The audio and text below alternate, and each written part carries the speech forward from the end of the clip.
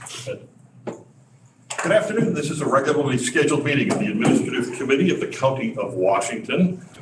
We do have a quorum, roll call, or the call to order. All proper postings were met. The roll call is still waiting for Joe Vespalic, but he's welcome to wander in when he's there. And I believe Kara is on Zoom, correct? Correct. That's correct. Oh, thank you very much. Wonderful. Okay, with that, if everybody please rise and join me in the Pledge of Allegiance. I pledge allegiance to the flag of the United States of America and to the republic for which it stands, one nation under God, indivisible, with liberty and justice for all. Well, people ask me why I salute during that, as you can too. Veterans are open. Oh, there we go. You guys got to salute when you do the Pledge of Allegiance like that. Come on. Show them you're veteran and you're proud. Okay. After that admonishment. We have before us the unanimous consent agenda for the minutes of January 12, 2022. Would look for a motion to approve. Good motion. So moved by Robert. Second. Second by Linda. Any discussion, corrections, additions? None? Hearing none, all those in favor signify by saying aye. Aye. Opposed, no. Motion carried. Thank you. We do have three discussion items.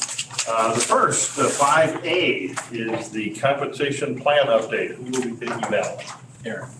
That one. Oh, yes, that's correct. We have another Zoomer here. If you could introduce yourself to our vast crowd. Oh, he just jumped on. Okay, there we go. Hi, this is Aaron Dahl. Can you hear me okay? Yep, thank you. All right. So I'm the Budget and Policy Director, and I'm here to give the compensation plan update, and I'll also be giving the next discussion item as well. So thanks for letting me do it via Zoom. I had some childcare issues today. I've got a 3-year-old right now who's a bit of a wild card, but I don't think we'll have any major interruptions. Good luck with that. Thank you. So it's been a while since we've really talked a lot about the compensation plan. So we just wanted to provide you with an update. Specifically, we wanted to talk about how it was implemented for the 2022 pay year. And then we will talk a little bit about some of the things we've been looking at and some of the things we'll continue to look at moving into the future. Feel free to interrupt me as we go. I can't fully see if anybody's got their hand raised at this point. My screen is consumed by the PowerPoint, so feel free to just shout out any questions you might have. When we're talking about the compensation plan specifically, we're talking about just about all the positions in the county. Those that we're not talking about are seasonal positions, for example, or what we call limited positions. And of course, the other positions that are outside of the compensation plan are those that fall under the union contract, so deputies and detectives.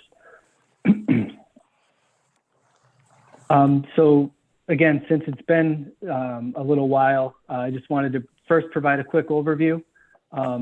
So our pay ranges in the compensation plan, we set them at the 75th percentile of the market. So what that means is of the 9 counties we compare ourselves to and our positions to, we strive to pay higher than all but 1 or 2 of them. So once those ranges are set, we apply an annual cost of living adjustment to those pay ranges each year, so that we remain competitive in the market.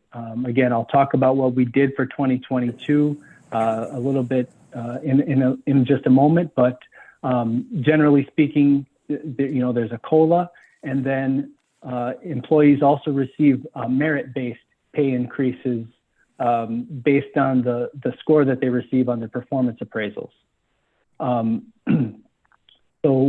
So in addition to that, we also have education requirements that folks have to achieve so that they can continue to move through those pay ranges as well.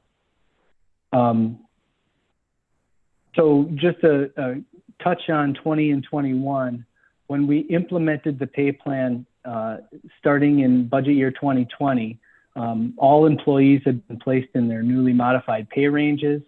At that time, we implemented these education and performance appraisal requirements that I had noted, but we sort of issued like a moratorium on some of those mandates for the year 2020.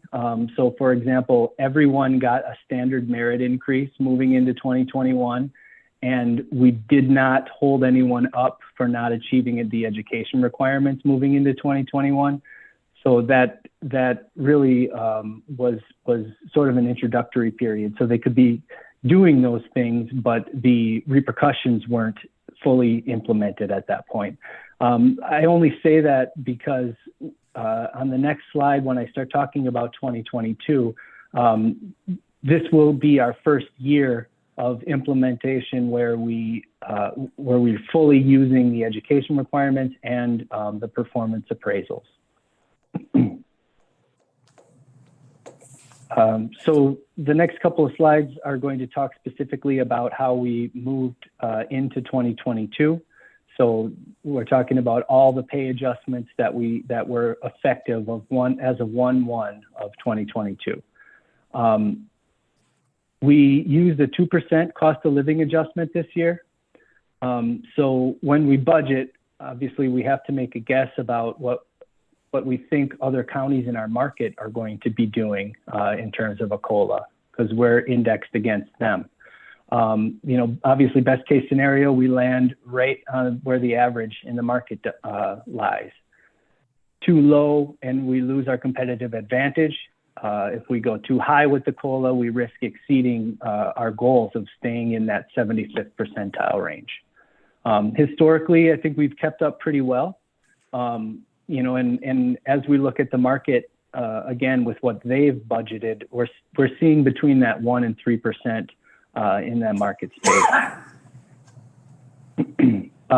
So as I mentioned, employees also receive a merit increase.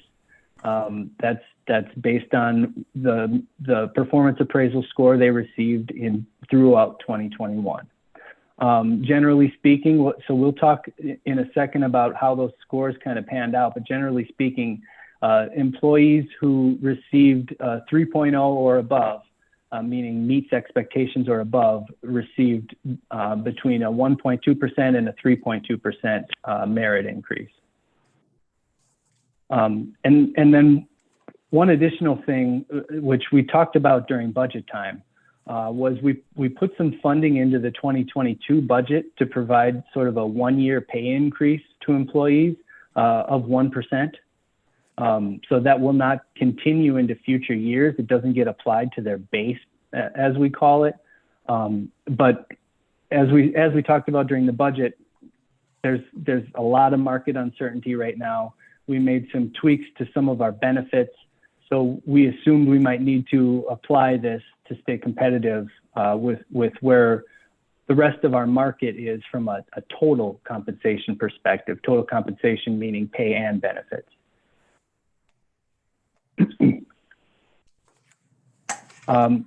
So this next slide and the two after that, they're really just to show you how our performance appraisal scores played out. So this slide, we jokingly say this is like a statistician's dream because it's such a nice bell curve, across, a distribution of almost 500 performance appraisal scores countywide. You see that nice bell shape. We're sitting somewhere, between that 3.9 and 4 for a median and an average. And so everything looks good. What's not atypical for any statistics really is, as we dug into this data a little bit more, we saw some variation across different department and leadership groupings. As you can probably understand, some groups are higher scorers than others. So as I move through these next couple of slides, this next one here, it says HHS at the top, right? So you see that median sort of shift to the right. going into the slide after that is the public safety grouping. So you see that median shifted, human services shifted to the left, public safety's median is shifted to the right. That just means one group, is a different score than the others. But again, it's still got that nice bell shape that we were looking for. So overall, everyone did a fantastic job with the performance appraisals. And again, generally speaking, employees received between 1.2 and 3.2 if they met expectations. So this last slide, it really just describes some of the things we have looked at and will continue to look at into the future. First, I just wanted to give a couple examples of how we've set the plan up to respond to some changing market conditions. We've always planned on doing a regular review of the data, a regular review of all of our pay ranges in the plan. We've always discussed doing this every few years. Our plan right now is to reevaluate all of our pay ranges so we can incorporate any necessary adjustments into that 2024-2025 budget. And again, when I say adjustments, it would mean only to the extent that our COLAs have not kept up with the rest of the market in terms of what they've applied for COLAs and inflation. So then there's also, based on some of our more immediate concerns, we do some situational reviews of the pay ranges for some specific positions. So one recent example of this is our nursing staff. You probably know that market's become extremely competitive. And so a few months ago, we looked at where our pay was in comparison to the standards we've set against the market. And we determined we were falling behind a little bit from that 75th percentile target that we have. So, the decision was made to move a couple of those pay ranges up just slightly so that we're back in line with the 75th percentile. And so we remain competitive within that market. And another thing, I've noted a couple of times is that we're keeping a close eye on what inflation is doing within the wage market. As I mentioned earlier, if we don't keep up with this, it becomes a lot more expensive later when we've got to fix it. So that's something we're keeping a close eye on as we go, as we move from 22 to 23, and then ultimately as we're developing the 2024 budget, we'll be talking about that again. So finally, I just included a bullet that references the fact that we're always looking at the program overall, and just to make sure that things are continuing to work as we intended. We're going to be ramping up some training efforts for managers and supervisors, just so that we all remain current and up to date on how to navigate the program and to make sure we're still achieving the goals of the program. So with that, I'd be happy to answer any questions that you have. Again, we just wanted to give sort of an update here because we haven't talked to you in a while about the compensation plan. Well, thank you very much. Aaron, any questions, comments from the administrative committee? We have Josh Showman, our county executive, who has a question. I just have a couple of comments and follow-ups to what Aaron said, laid out for you, just to really put on your radar contextually what it is that I think this committee and the future executive committee will take over the roles and responsibilities of the administrative committee should be thinking about. One, we're still migrating our way out of the old union mentality in the county, and we're probably ahead of the curve of the rest of the public sector in Wisconsin, but we still deal every day with kind of the old step and lane thought process, and people are having, they're doing very well, as you could see with the evaluations, but they are adjusting to that mentality. And so one of the challenges that we're running into, for example, is we're bringing in new hires and have been historically since I started, we always brought folks in at step one, no matter what kind of the front end of the pay plan. Now in the new system, you can account for experience and job qualifications. That is happening in some places. It is not happening in other places. And what we're finding is in a short period of time, the folks where it is not happening are wanting within 6 months, a year, 18 months, wanting to accelerate these new hires through the pay system much, much faster than even this system is built for, which it is built to be able to do it faster. So we're trying to get departments to think through how they place people when they hire them, number one. The other thing that is happening is with promotions, you're seeing a number of circumstances where someone is moved into a promotion. It's not as litigious or legalistic as it used to be. And so now they'll move somebody up into a new position. I'll use the example of a laborer in the highway department moving into a foreman position. They'll move them into the new foreman position, and by that move, they'll jump over somebody else who's already in the foreman position. Well, that's not normal in government land. And so that creates all kinds of anxiety and concern about equity in the system and those types of things, and large internal debates about how we handle such things. So that problem has been created because now we have a system that rewards people based on their performance, not just based on their pulse. So it's taking some getting used to and some internal debates, not only with these department heads about how to handle those things moving forward and quite honestly, how not to handle them, but also amongst the planning team and HR and Aaron and his team about when to say yes and when to say no. So there's going to be some variations of what needs to come back to this committee or to the future executive committee, where it's got to see the light of day and the elected officials are going to have to chime in on when certain things happen and when others don't. So expect to hear that if you're sitting on the executive committee with the new term of the board. I think there'll be likely some new proposals for modifications. The last thing is that first tier in particular. If you remember our system, it's built on a tier model. The first tier is intended to get people to that market rate, 75th percentile, within a relatively short period of time, 6 years at the longest. But once they're there, they're there. If they don't do the education requirements or they decide they don't want to keep moving through the system, they don't have to. They're in the 75th percentile. They're paid better than 8 out of 10 of the people in the comparable market. However, what the system was built for is to reward the very good new employee, to get them up to that market as fast as possible.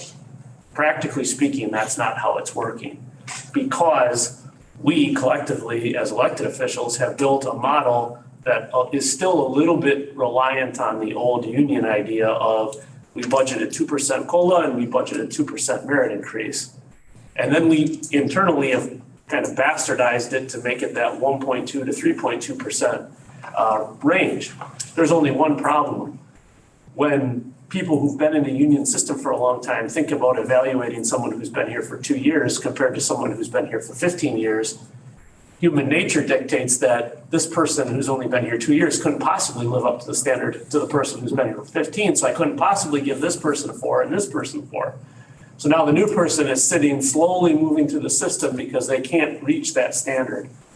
That's got to change because that was not ever the intent. At least I don't think from the county board's perspective, it certainly wasn't my intent.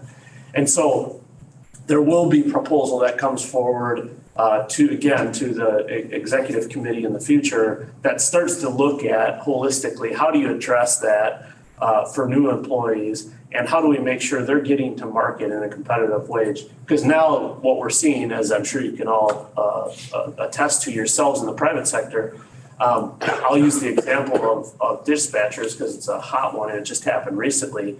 We had a number of dispatchers leave. It was at critical state for a period of time. And it was every dispatch center basically touching us was jacking up rates quickly. And then they were dumping one-time money on top of it with bonuses and all kinds of things with ARPA dollars, creating a circumstance where we can't even move things. And if you take someone who's only been here for 3 years and they get an offer in, say, Fond du Lac County, and we say, well, we'll max you out just to keep you, what happens to all the people now who've been here for 7, 8, 9, 10 years, who maybe we should move them too? So we're running into these issues both from a market circumstance and kind of growing pains of getting away from the old union mentality and moving to a more closer to a private sector model. And those are the things that I asked the group and Aaron to kind of walk you through. It's working. The evaluation system is working. It's not perfect, but it's working very well. We're not going to get it much better, to be honest with you. That bell curve is unbelievable. But there are definitely areas for modest improvement. And I think this committee and the county board need to be aware of them. And there will be policy proposals in the coming months to address some of those. So we wanted to make sure you knew about them going in. Thank you, Mr. Chairman. Wonderful. Thank you very much. You have the next item, Aaron, which is 5B, COVID furlough reimbursement. Go. Yes. All right. Thank you. There's a committee report on this, so I'll let that sort of speak for itself, but just hit a couple highlights. In 2020, in response to COVID, we instituted a furlough of 5 days, which amounts to roughly just under 2% for most employees. Several factors, including the furlough, sort of compounded and resulted in surpluses that we had last year and the last couple of years rather. So while we still think it was the right choice given the information we had, other things that happened throughout the year, and it turns out that we finished a little bit better than we had initially thought. In conjunction with this, ARPA, which is the American Rescue Plan Act, allows us to compensate those that gave up a portion of their pay due to the furlough. And the intention with this is, we intend to use about $410,000 of our $26.4 million allocation to pay back staff and some of the elected officials for the amounts that were sacrificed due to the furlough. One thing with the committee report, it references some things that may not be eligible for ARPA. Since this was published, we've gotten more information, and everything that we intend to do with this is ARPA eligible. So there will be no strategic priorities dollars used as referenced here. And so again, the committee report kind of speaks for itself. With this being a discussion item, I just wanted to give some facts around what the plan is, and then to answer any questions you might have. I don't know. I didn't know if Josh has anything to add, but really that was what I planned on presenting. Okay. Yes. Tax implications. Oh, okay. Excellent point that Supervisor Murray brings up. Are there any tax implications on the part of the individuals of the county? So the payments are going to be done in a lump sum. They'll be taxed the same way any lump sum payment would be. So like a sick or vacation payout. They're also subject to WRS. So the WRS rate will apply. And so yes, the normal taxation procedure will apply. We'll run it right through the payroll.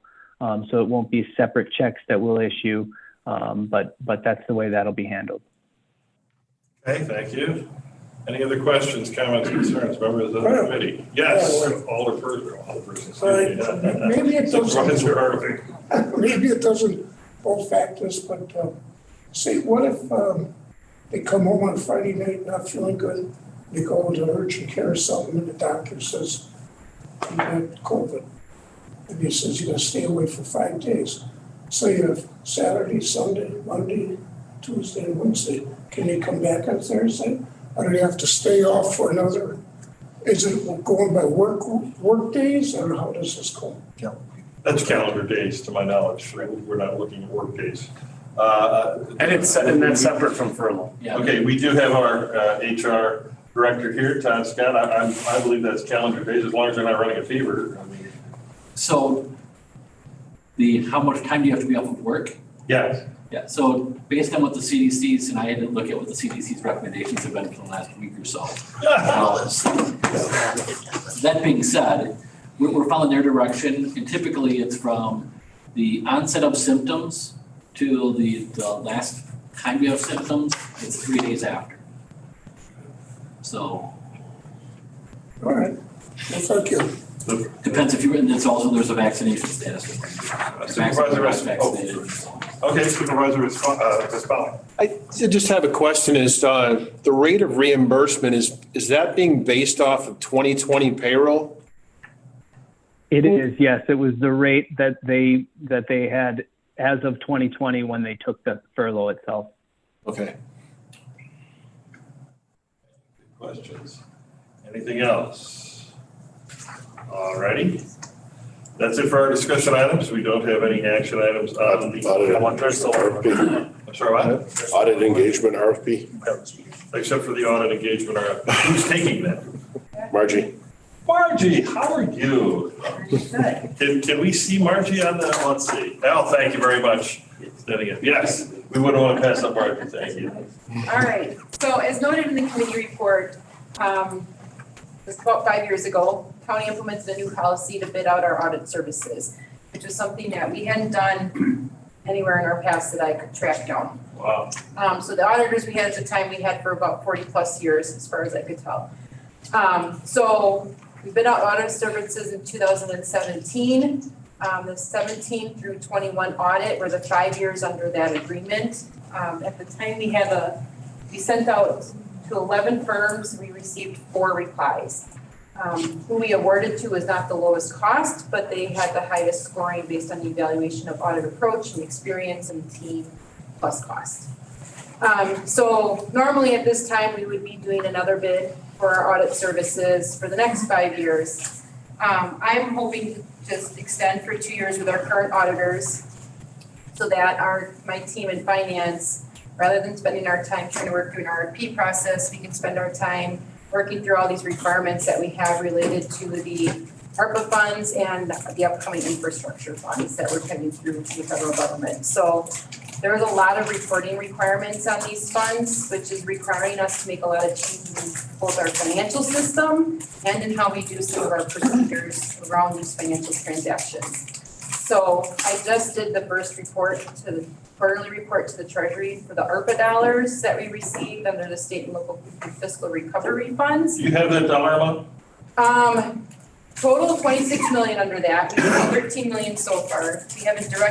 We've only spent 200,000, not even actually out the door yet, but the invoice is in to be out the door within 2 weeks. So, but just filing the report with only the few things that we have already approved and talked about, there's a lot of entry and it's very complex in that system. So it's just, and we're still reading through all the guidance that's coming out and working on interpretations and trying to figure out what fits in where and which buckets can we use for what. They've changed our lost revenue calculations. So there's a lot going on with ARPA, and I'd rather extend our audit services so we can focus on that. I will say that our the auditors that we currently use, our partner changed over 2 years ago.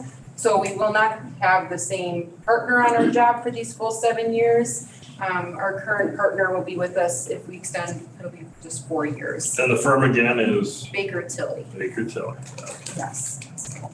Very well known. Okay, this is something you can just do on your own. You don't have to go through any type of a motion. Are you bringing this in front of the county board? We're not bringing it to the county board, we're just bringing it to this committee, just because you guys approved that policy of doing every 5 years, and we're kind of asking to forego that, so. Well, there's no action Looking item, for the- that's what I'm asking. No, so we're just kind of looking for an overall blessing, I guess Blessing. I'm asking, making sure there's not significant amount of heartburn that would change my plan. I certainly think that that's a very, very, a good reason. I would just as soon have somebody who's familiar with what we're doing when we're talking about an additional tens of millions of dollars getting dumped into the county. It's a great idea to have eyes that have looked at it for 5 years, looking for the extended 2 years. I agree with that, but I would think that this would be an action item, not just an apostolic blessing.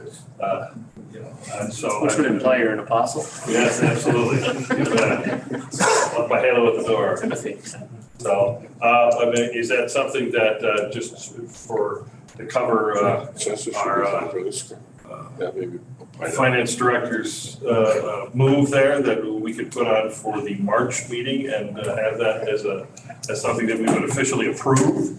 Well, I'll tell you what, realistically, because this was noticed properly and there's no requirement that we list something as an action item versus a discussion item, the whole purpose of putting it on an agenda is so the public is alerted to the fact that something may happen with regard to an item on this agenda. Fine, then as chair, I will move that we authorize the finance director to extend the use of Baker Tilly as the auditor for 2 additional years for the reasons mentioned.